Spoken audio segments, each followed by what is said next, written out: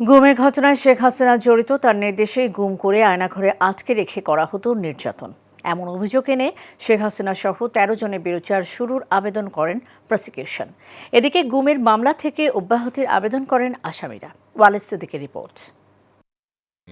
আমার কাছে মনে হতো আজকেই বোধহয় আমার জীবনের শেষ দিন।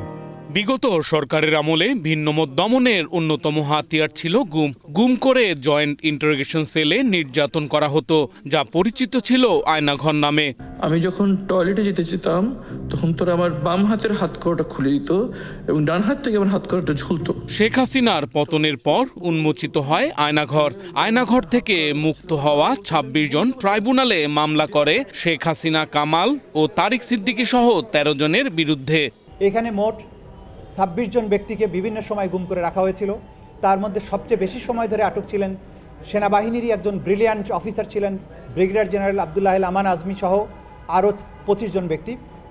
আমরা এখানে বলেছি যে গুমের যে সংস্কৃতি বিগত স্বৈরশাসকের আমলে চালু করা হয়েছিল, সেটা ছিল ক্ষমতাকে নিরঙ্কুশ করার জন্য, ক্ষমতাকে দীর্ঘস্থায়ী করার জন্য। যারা যে সমস্ত লোকদেরকে তারা তাদের কাজের জন্য হুমকি মনে করতেন, তাদেরকে তারা এইভাবে আইনের প্রোটেকশনের বাইরে নেওয়ার জন্য, অর্থাৎ একজন ব্যক্তিকে তার স্বাধীনতা হরণ করে তিনি যাতে কোনো আইনগত প্রোটেকশন না পান, সেই জন্য তাকে গুম করা হয়েছে। সকালে ট্রাইব্যুনালে আনা হয় এই মামলায় গ্রেফতার ৩ সেনা কর্মকর্তাকে।